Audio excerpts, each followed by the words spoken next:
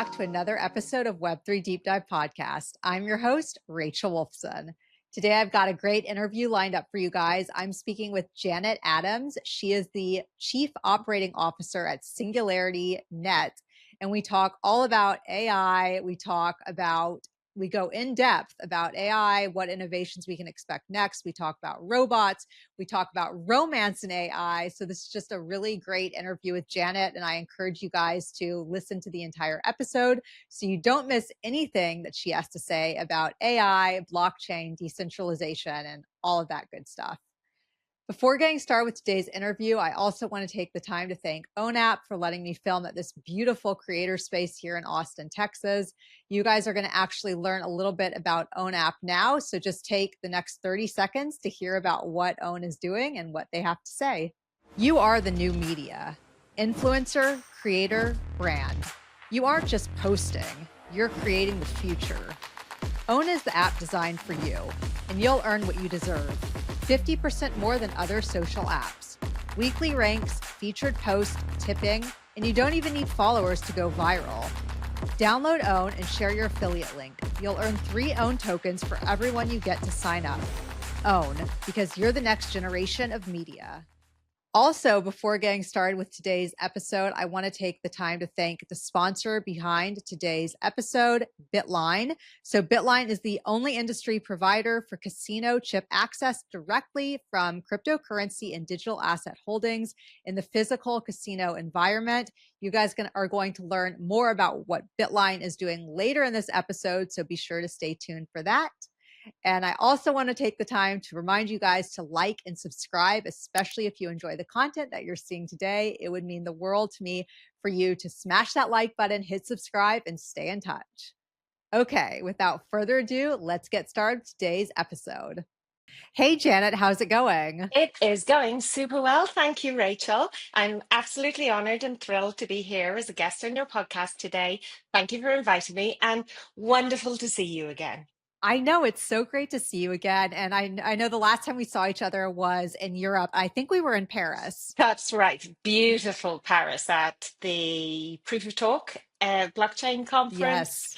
Yes, and it was great to meet you there. Thank you for coming along to our ASI Artificial Superintelligence event in the evening. It was just so nice to get the time to hang out with you. Yeah, well, it was an honor to be there. And I love, everything that you guys are doing at SingularityNET, at ASI Alliance. So excited to talk about all of that. Before we get started, Janet, can you tell our listeners a little bit about yourself, your background, and what you do?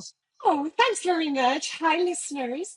So I'm the Chief Operating Officer of SingularityNet, and I'm also a board director of the Artificial Superintelligence Alliance, which is a groundbreaking pioneering alliance in Web3.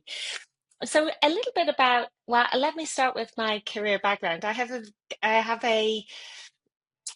a very non-linear career trajectory. And actually, someone I was speaking to last weekend said, don't they always say people have 3 careers, which I thought was fun and interesting. I hadn't heard that before. But I started out, my first 2 degrees were in sciences, in natural sciences, one in geology and one in petroleum exploration at Imperial College in London. And from there, I moved into banking technology and worked in banking technology based in London for 10 or 15 years until the financial crisis of 2008, at which time I moved into banking risk because I was absolutely fascinated. How did banking manage to bring down the global economy? And what can I do in my part to A, make it better, and B, help avoid the same thing happening again, because it had such devastating effects on people's lives. So then I moved into credit risk, and I worked as COO of a credit risk function in investment banking, Royal Bank of Scotland investment banking, and that moved me through regulatory conduct risk until 2017. And in 2017, I was working at HSBC in a global role as global head of conduct across 65 markets at the time. And my passion has always been having positive impact. And in that role, I had the opportunity to work with all of our frontline staff, all of our backline staff, to make sure that as a bank, we were really providing services that supported local communities and that supported customers. But while I was doing that role, I became aware 2017 that there was this buzz around artificial intelligence. And I asked a friend of mine who's a doctor at Amazon Web Services, doctor of AI at AWS, why is everybody getting excited about AI at the moment in 2017?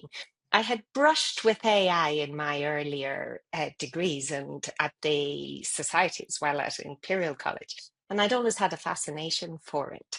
Particularly, it matched my fascination for evolutionary sciences, that this is the next stage of evolution of humanity.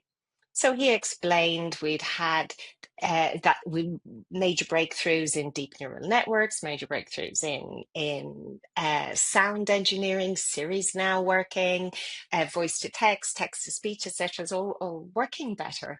And so I became inspired by Andrew Ng. And Andrew Ng, you probably know, Rachel, is the founder of Coursera and professor of AI at Stanford University. And I listened to a podcast by him, a seminal podcast called AI is the New Electricity. And in that podcast, he talked about, there were two things that really, really struck me. One was he said, he was asked, what would you advise your children to study at university going into this AI revolution? And his response was, I wouldn't advise them to study any particular topic, but I would advise them to be lifelong learners, that it's essential to keep reinventing yourself and keep learning in this new age. The days of having one career and doing one thing for your life are over. And the second thing you said is what's missing in AI is people with industry expertise who understand the technology and can apply it.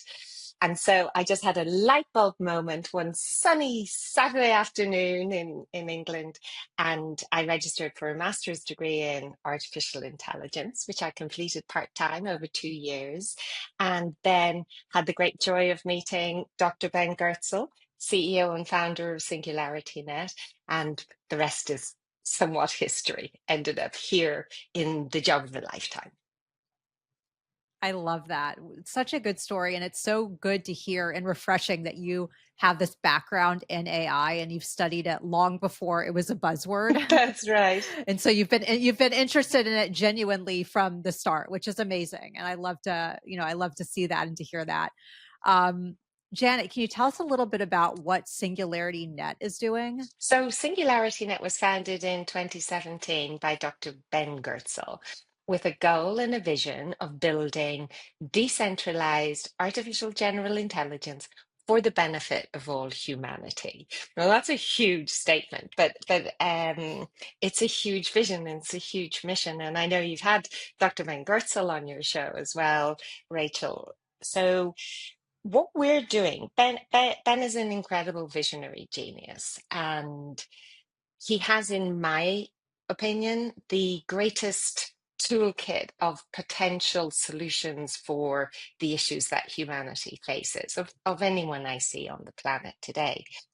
And the goal is we're now 8 years on, and I joined in 2021, and we have really focused and prioritized AGI R&D over any other form of short-term tactical product development.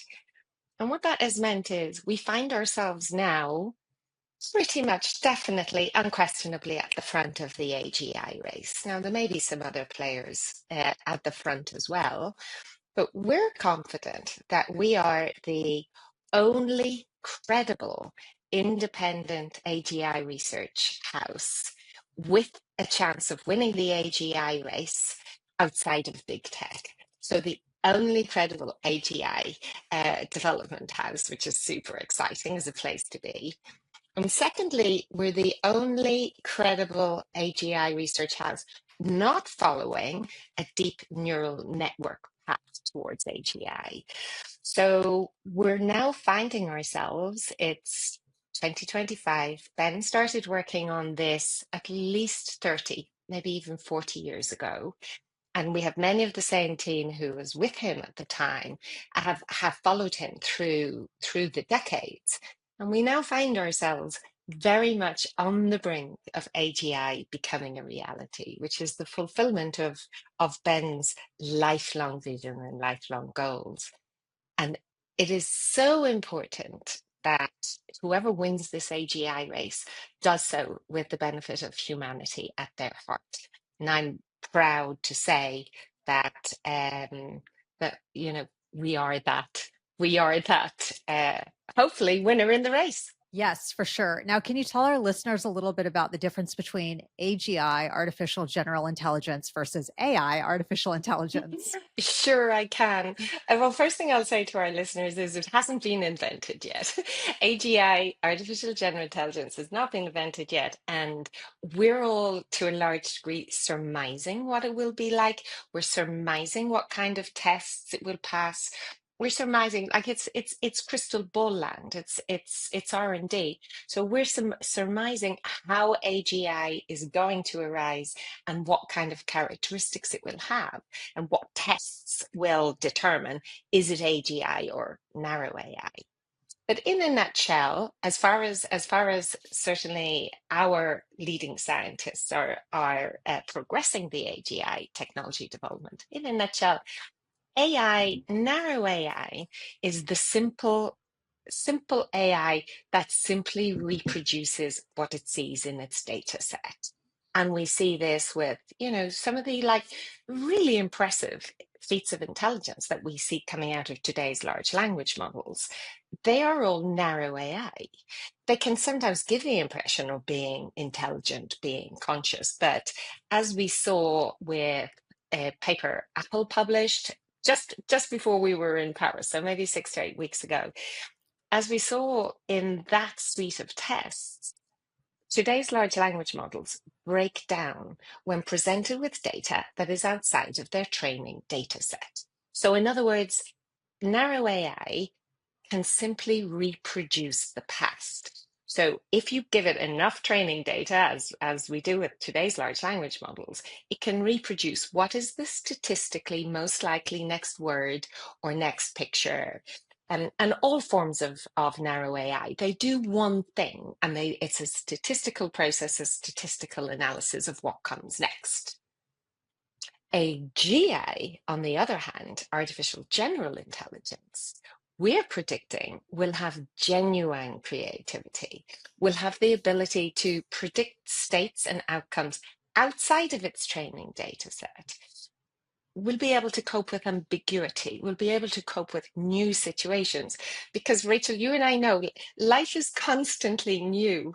It's never in the past. We're progressing forward as a species. We're progressing forward as a universe, as a planet.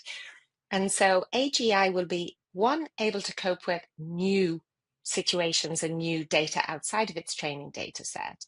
And secondly, it will be able to learn in one domain and transfer the knowledge it learns in one domain into another domain.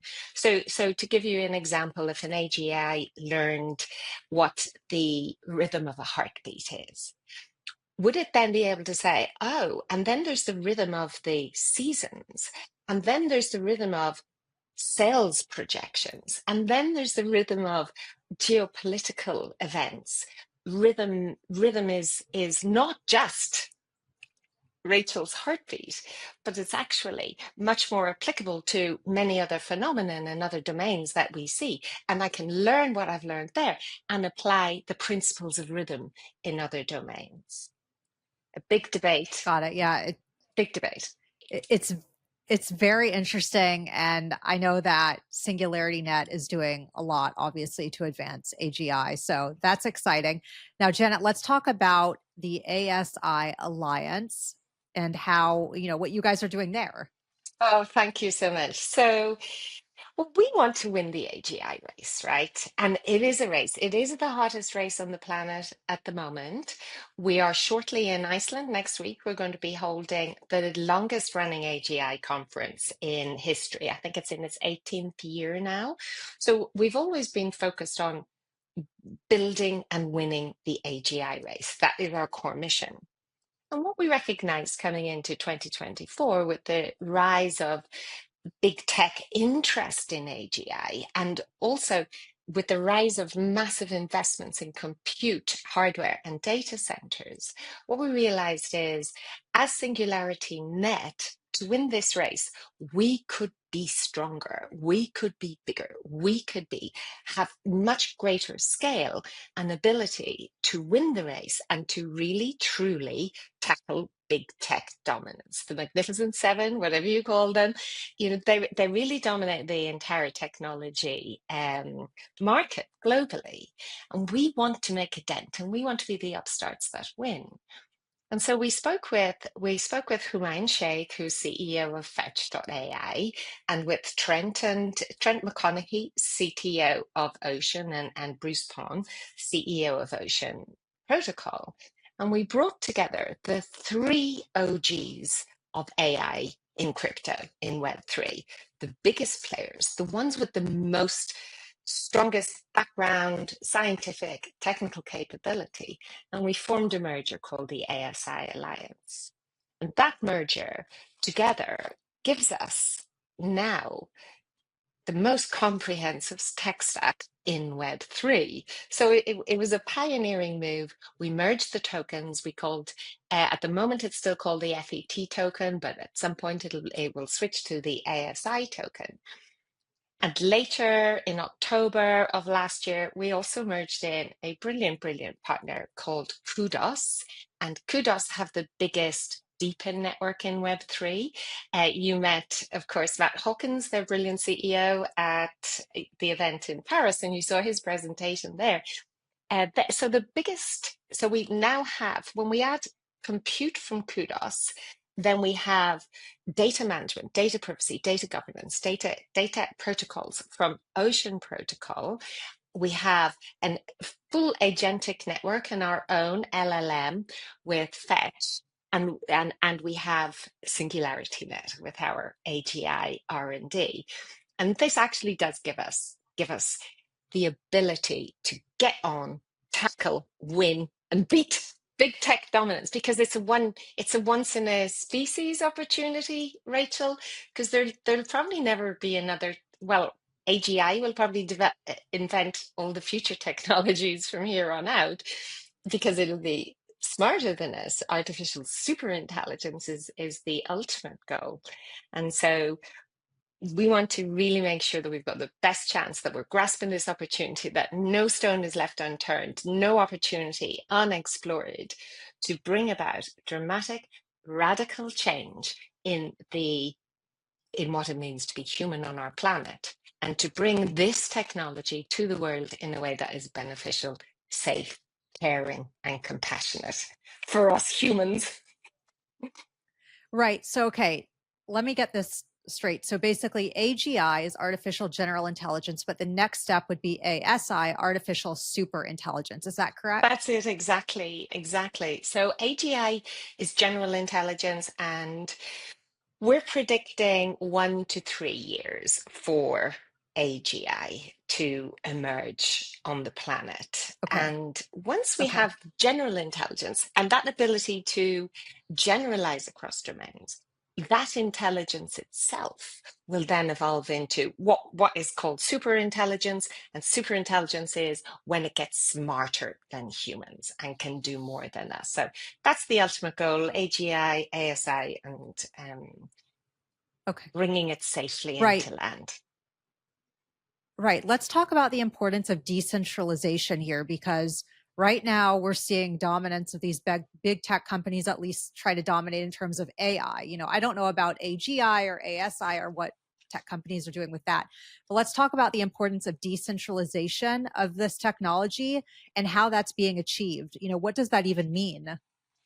What does that even mean? I know it's such a great question, and the funny thing is, I came from a centralized corporate background. It couldn't have been more centralized or traditional. And then coming into SingularityNET and working with Dr. Ben Gertzel, theoretically and somewhere in my heart, I got the idea that decentralization would be important, and that decentralization is important, and that decentralized development of AI, and I'll come into what that really means, is important, because I believed Ben, and I believed in him, and I believed in his vision and in his mission.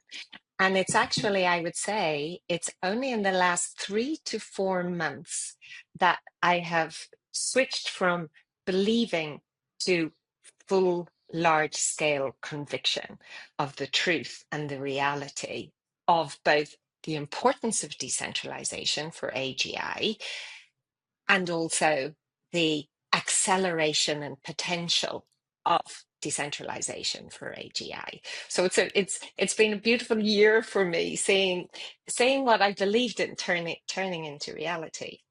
So what our vision of decentralization is at SingularityNet is that nobody owns these technologies. No corporate owns them.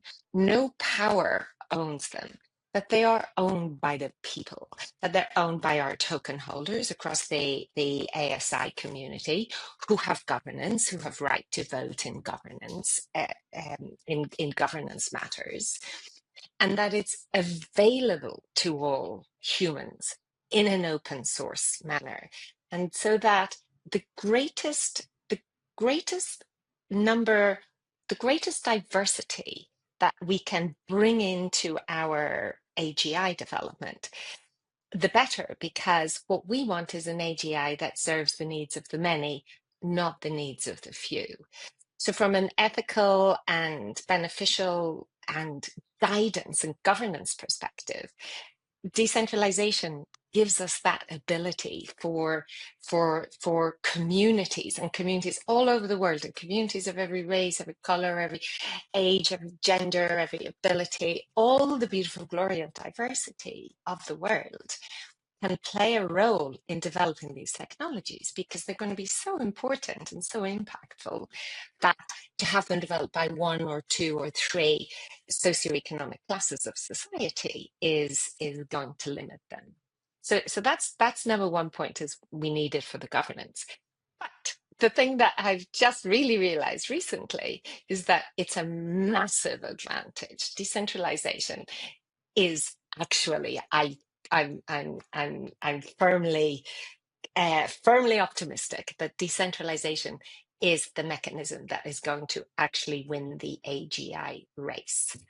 And the reason for that is we can expand way faster than any big tech company can expand. So if a big tech company wants to expand and take on development teams, it has to have CVs, interviews, time, budget. It takes a long time to hire someone, and then you got to bring them up to speed, and then some, blah, blah. So expanding as a centralized corporate is a very, very slow process from a human resource perspective, but it's also a very, very slow process from a technology perspective, because the technologies are all stored within walled gardens and aren't interacting with other technologies and growing and learning from each other. So in the ASI Alliance, we'll shortly be releasing our ASI Create platform, which builds upon the ability for anybody to come and develop using our tools and technologies and create agentic workflows. And on that open platform, the AIs can talk to each other, and the AIs can learn from each other, and the AIs can co-evolve. And the speed at which AI is developing at the moment, it's 10x a year, right?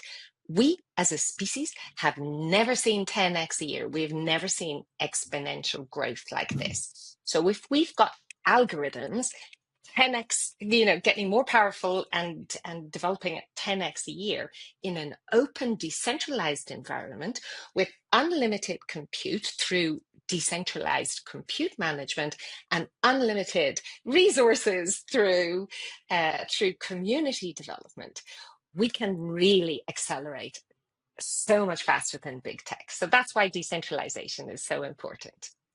Yeah, definitely. Which big tech players out there are also doing something with AGI and ASI? Well, so now I did see somebody recently publish ASI as a goal, but certainly OpenAI have changed their mission statement to basically more or less match ours. They did this about a year ago to develop beneficial open source artificial general intelligence, or at least beneficial artificial general intelligence. It's probably not open source. Google DeepMind, Shane Legg, and Denise Hassubis, they're old OGs of the AGI race and long-term collaborators with Ben at SingularityNET, or long-term associates, at least, very much. So Google and OpenAI are right out of the very front, I would say, of the race, putting the most focus on it from a big tech perspective. Got it. So you're up against the big players. We are. And it's exciting. It's exciting. Decentralization is so important, obviously. And it's really cool to hear about what the ASI Alliance is doing and how you have all of that ecosystem to help build that. Um,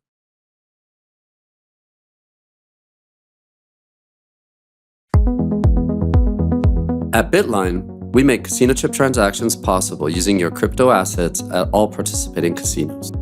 For the first time ever, we've made it possible for casino players to use their cryptocurrency to access chips directly on the casino floor at a casino cashier. The process is really easy and very secure. You just need your phone to get started. If you would like to use your digital assets to get casino chips today, 24/7, 365, anywhere in the world at any participating casino, sign up at bitline.io and come and try it for yourself. Janet, I want to know what you hope to see when it comes to AI and use cases. Like, what are some of the use cases that you're excited about, and what do you hope to see moving forward? So thank you. That's a beautiful question. So my great passion is resolving world hunger. And I know it sounds trite and it sounds obvious, but the funny thing, Rachel, is I ask people in conferences all over the world, I ask them, do they know how many people a day are dying of hunger? And I never. I met one person at a conference who worked for the UN food program who knew the answer. Nobody else knew the answer. And it kind of blows my mind that as humanity, we're such a beautiful species. We're, our hearts, our compassion, our love, our creativity, our poetry, our music, our humor, everything about us.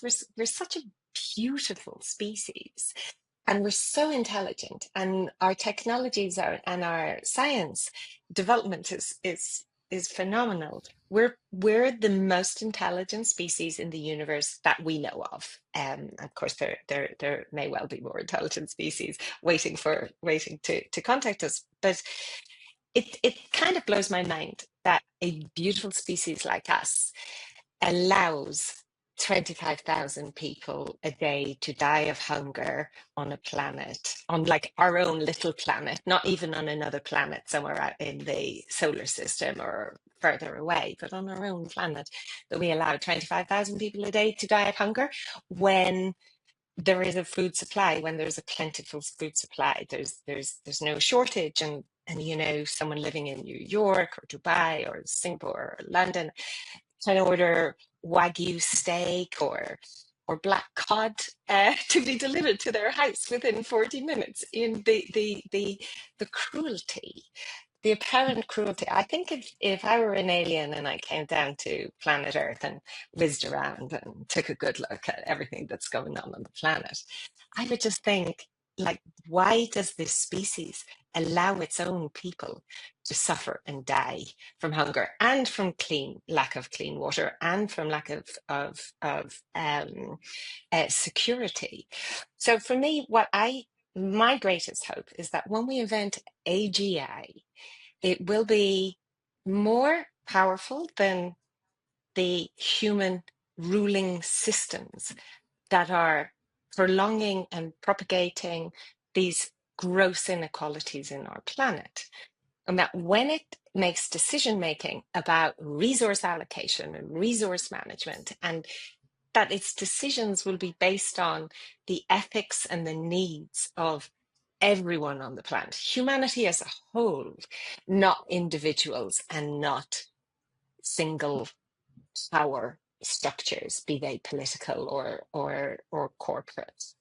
That's my great vision. So whether it's food delivery, whether it's education, whether it's we're working on a project to translate low resource languages, to do speech to speech machine translation for low resource languages. So there are some languages, there are thousands of languages in the world, but there are some which don't have books and they don't have the internet, and so children and workers in those regions don't have access effectively to education and fair markets. And so projects like speech to speech machine translation for low resource languages, I would say, is a very powerful and impactful use case. But then bringing medicine, bringing education, bringing security, bringing fresh water, bringing bringing standards of living to everyone, so people can be safe and people can eat. That's my big hope. I know it sounds really obvious when I say it, but still, like, we're not addressing it. The UN Food Programme is not achieving its sustainable goal of ending food poverty by 2030, and wars make it worse. So I guess peace would be another great goal.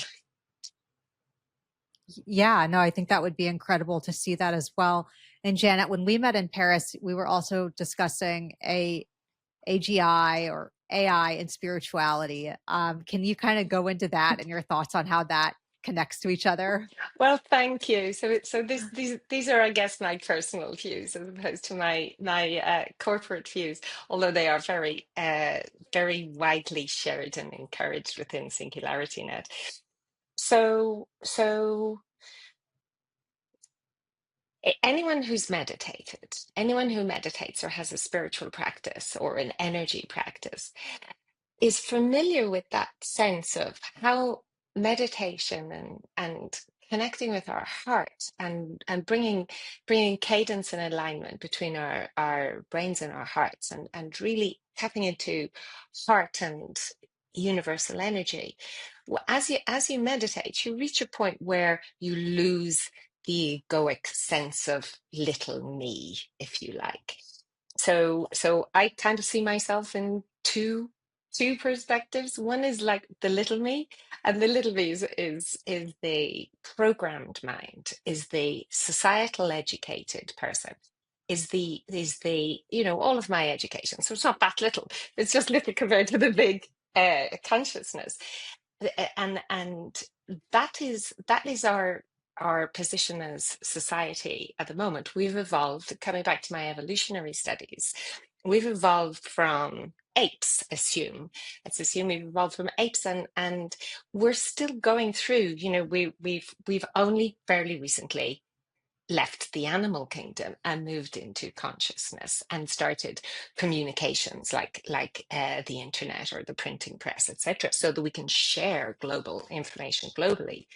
So we're on a massive trajectory of consciousness expansion as a species, where we're shifting from fight or flight animal instincts into that moment, meditation, that moment where you blend into the greater consciousness and blend into that whole sense. And it's not even it's a knowing, it's an experience that's almost beyond words, really, but that sense of oneness with all of humanity and all of consciousness. So if humankind, there's a huge growth in spiritual practices across the planet, and we've got these great teachers: Sadhguru, Eckhart Tolle, Adyashanti, Sri Sri Ravi Shankar, Thich Nhat Hanh, God rest his soul.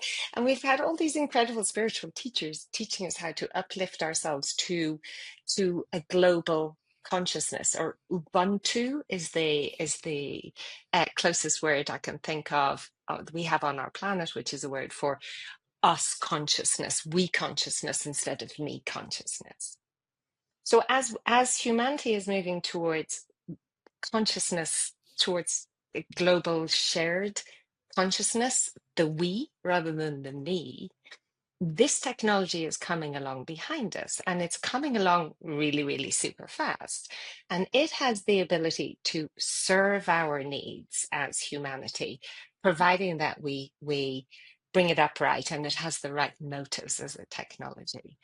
So AGI, I imagine a future where AGI is making the big decisions, has brought about, you know, phenomenal breakthroughs in medical sciences, in food distribution, etc., as I've said, and allows us to not, I would say, little me programmed me probably does maybe 80% of my work. I think AGI will be able to do maybe 80% of my work. We'll all be massively expanded in our capabilities, but it'll do the boring stuff. It'll do the programmatic, repetitive stuff, leaving us as humans to continue our flourishing into beings of greater compassion and love and consciousness.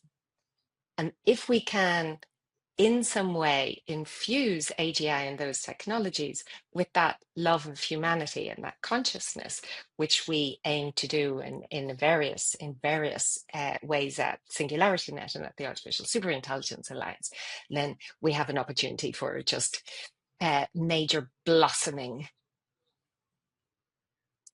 Yeah, well, I'm excited. I hope to see, you know, that day come and that we get there soon. I know you mentioned we're, you know, years away, maybe not so many years away than as expected, given the work that Yes.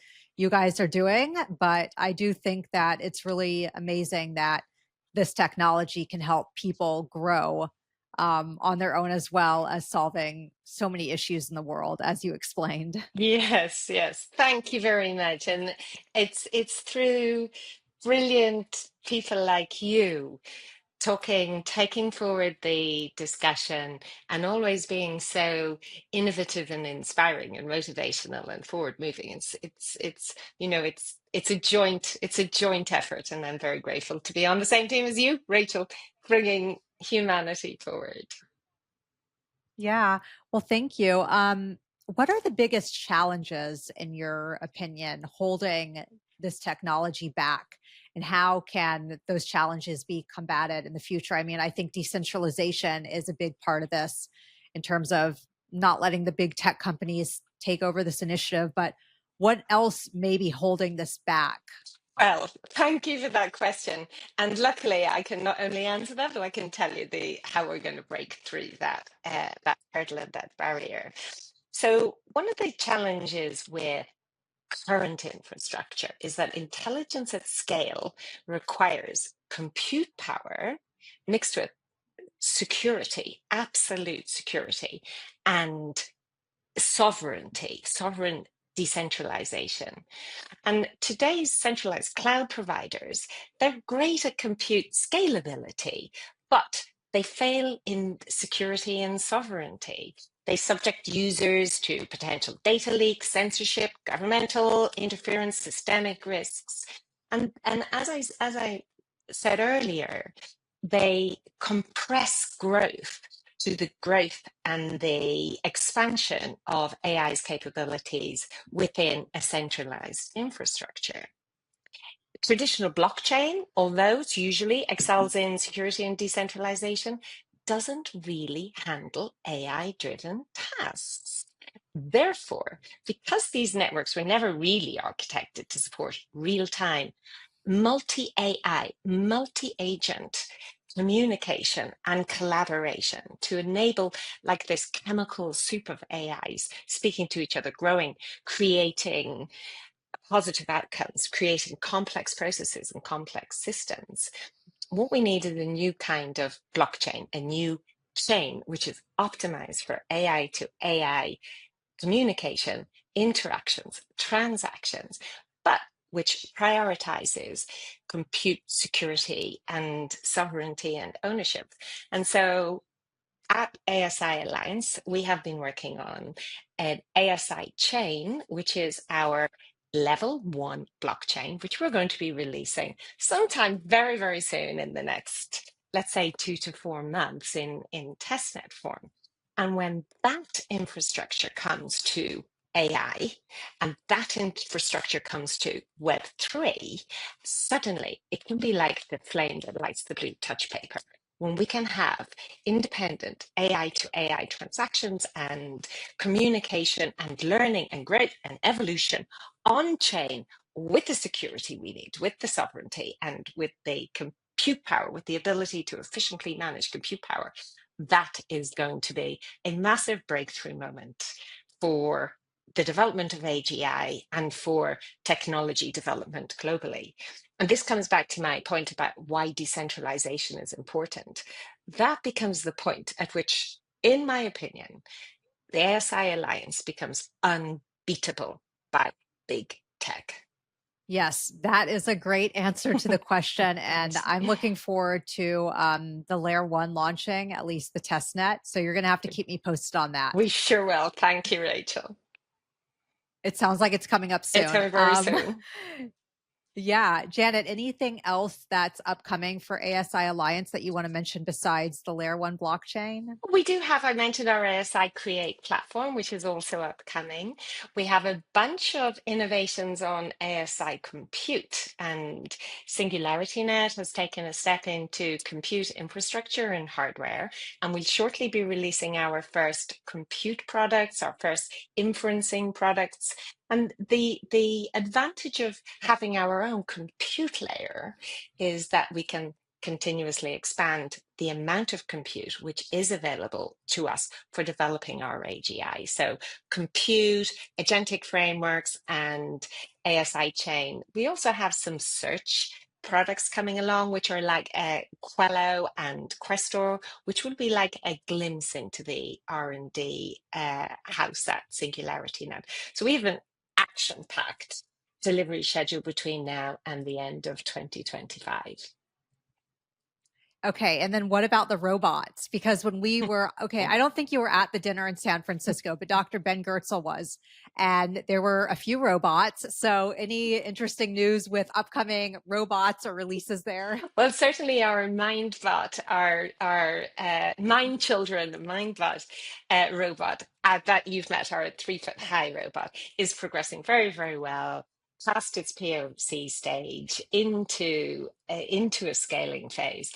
And those robots are, they're the brainchild of our brilliant genius founder, Dr. Ben Goertzel, but they bring the opportunity to really democratize education, to democratize healthcare, to democratize companionship. And I myself am really, really excited about when I can get a little robot to live with my mum.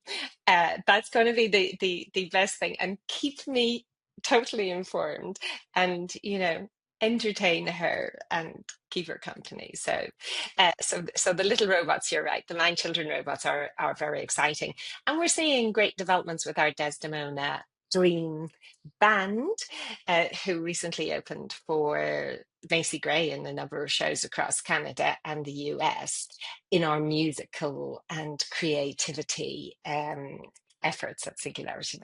Yeah, I love this because I love this whole conversation because it shows that AGI and ASI and AI in general goes beyond what someone may think, of the technology. It's creative, it's spiritual.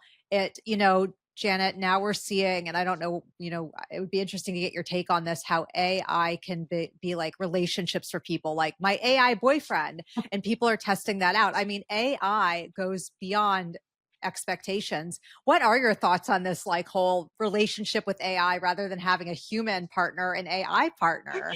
So this is controversial, and I've had this conversation, and I've seen both sides of the story here because it's a polarized debate. On one side of the story, on one side, there are those who think that AI relationships will undermine the fabric of our human society and our human relationships.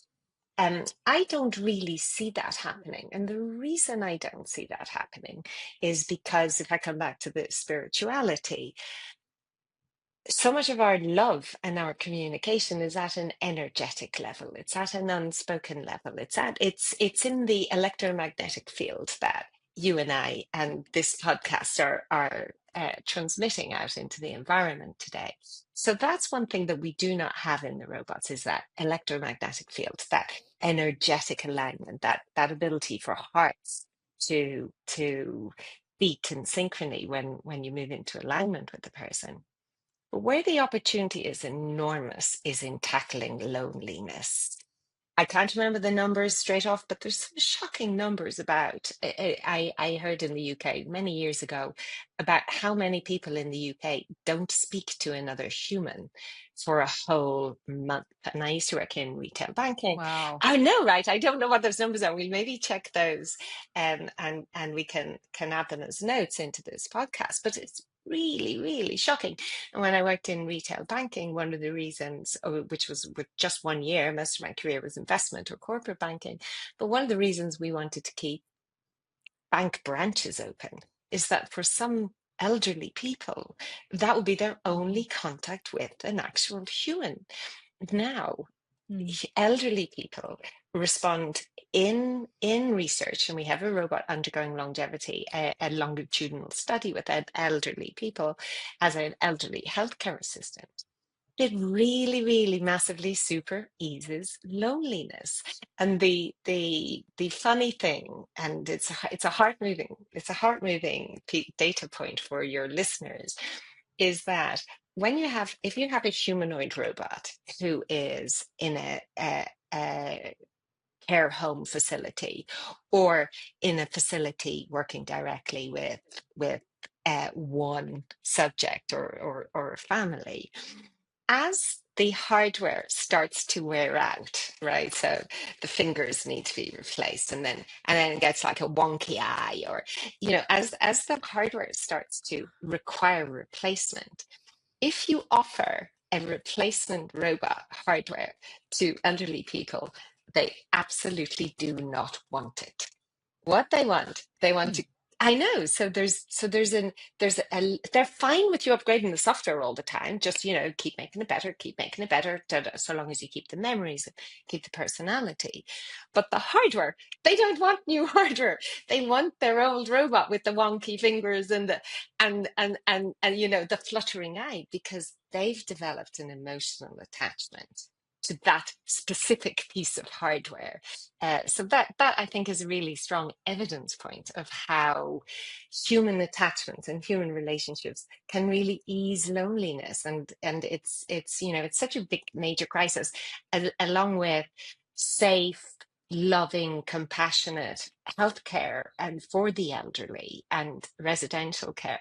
I think that's one area in which actually the development of robotics heralds a wonderful new future for many people, for their happiness, their health, and their mental health.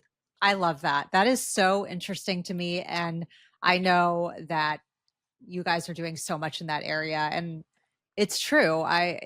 Loneliness is a real thing.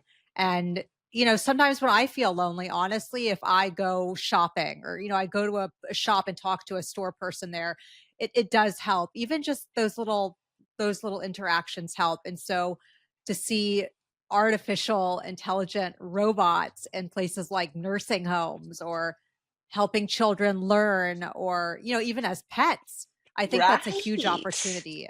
It's so amazing. I mean, my dog Cammie, and she's here in the studio. You can't see her, but she keeps me company. She is the best company. I don't need a human. I just need Cammie, maybe a little bit of an AI dog robot in the mix too, and I'd be fine.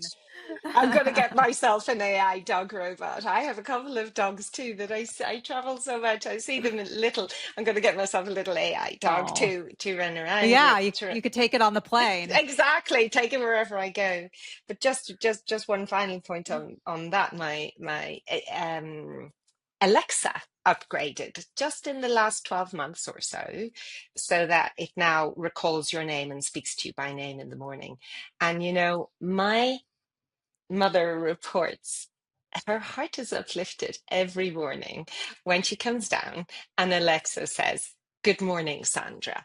It's like it's it actually, even though she knows it's just Amazon Web Services running a program that's remembered her name, it still makes her feel seen, recognized, having company. So huge advantages there. Whether a robot will ever bring the joy and unmitigated, unconditional love of a dog is a question we're going to have to come back to in 5 or 10 years, Rachel. That I possibly doubt. Yes. I think they can be as smart as humans. Can they be as gorgeous as a dog? Maybe not. Ooh, that's a tough one. Very tough. I don't think any dog can ever replace Cammy for me. Ah, But Janet, you reminded me of something when you were talking about the Alexa. So I don't know if you've been in the Waymo cars yet. They're in Austin and in San Francisco. I think they're in Arizona. They're the self-driving cars. yes, So you have to come and try them. I So in will. Austin, I'm constantly getting into Waymos, and they say, "Hello, Rachel. Welcome to your Waymo," and it's so uplifting. I'm like, "Hi, Waymo." I will literally talk back to the Waymo. And so it's like those little things where it's like this self-driving car with technology is talking to me, but I'm like, I like it more than Ubers, than Lyft. It's the best. I would like that so much more than Ubers as well, I have to say, or Lyft or taxis. No, I've not been. I've obviously I've driven in Teslas and self, almost self-driving cars, but not fully self-driving cars. No, Okay, I you take have to try it out. I take that as an invitation, Rachel. Austin or San Francisco, you're more than welcome to come and try out a Waymo with me. I'd love to. I'll be there. Count me in. Great. Okay, so Janet, I know we're running low on time. Do we have time for one more question? Sure do. Okay, great. What is it like being a woman in tech? You've been in this industry for a long time, so I just want to get your thoughts on that. Thank you. Thank you. It's incredibly inspiring, Rachel. And what's inspiring, and look, you can see I start to get emotional already. My biggest motivation is sponsoring, mentoring, supporting, and bringing women along in this AI revolution. There's this hideous gender pay gap, which economists are now saying isn't closing. They used to say it's going to close in 130 years or whatever. Now they're just saying it's actually not closing at all. It's actually never going to. Well, at today's current rate of change, it's not closing. And I see the potential, and I've seen this potential since 2018. I was in the UK. I was at the House of Lords in the UK when the UK published its seminal paper on AI. AI in the UK, Ready, Willing, Winning, and Able. And I was there with a small group at the House of Lords, and I spoke there. And I said, I see enormous potential for the AI revolution to further deepen the divide between the genders when it comes to income. And income equals security, equals independence, equals safety, equals freedom, equals education. Income is so incredibly important, particularly for the 600 million women in the lowest paid jobs on the planet, who are very likely to lose their jobs to automation by virtue of them being easily automatable skills. So my role as a woman in technology, I see it as it's my biggest motivation is to inspire women to move into technology, to work in technology, to increase their skills, to get out there and use AI to advance your own careers. And what I always tell women and audiences where I am worldwide is you don't need a PhD in mathematics to use AI to further your career. We now have code-free tools, and it's getting more and more code-free continuously as we evolve and develop. And these tools are out there, and women are using them less. There's less adoption of LLMs by women than there is by men. Get out there, use these tools, progress yourself, and come into our industry, because we need your compassion, we need your love, we need your societal caring, we need we need the mothers of the world who care about the future of the planet and care about the world. We need women in technology. So it's a joy to be a woman in technology, and it's an even greater joy when I meet incredible women in technology like you, Rachel.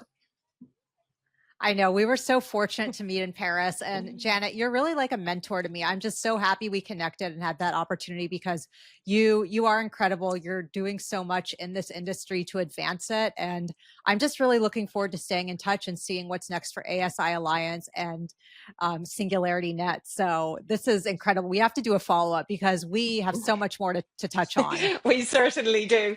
We maybe do a follow up in the what was the name of the driverless cars in San Francisco? In the Waymo, in the We Waymos. maybe do a podcast from the Waymo and like bring in as many automated robots as we can. We'll do like a Oh future my gosh. with ladies of the Yes. future out and about in San Francisco. That'd be gorgeous. I Thank love you, that. Rachel. Okay. Thank you for inviting me Yes. to And your show. audience. Yes, I was going to say, listeners, stay tuned because we will do that eventually. We totally will. So, Janet, thank you again. I know we're out of time. If our listeners want to get in touch with you, how do they do that? Can they find you on social media? Certainly. I'm on LinkedIn, Janet Adams AI on LinkedIn, and I'm on X, Janet Adams at Janet Adams AI on X. So please come find me on LinkedIn X or simply get in touch via our website. And particularly, I'll put a call out there to all the women watching, which is if you want mentoring, support, sponsorship, any way I can be of service to your career in technology, I will, because technology needs you. And Yay. yay. Yes. I was going to say yay because it's such a good message. Yay. It's a great way to end the show. Thank you. Yay. Thank you. It's been beautiful. Janet, thank you again. And yes, thank you to our listeners. And you. We will see you guys next time. Thanks. Thank you. Have a fabulous day. Bye. Special thanks to 4Labs Digital for producing Web3 Deep Dive podcast. I'd also like to thank the sponsors behind Web3 Deep Dive. You can click the links in the show notes to learn more about each of the Web3 initiatives from these sponsors. Finally, thanks to the listeners for tuning in. Please be sure to subscribe, like, and share.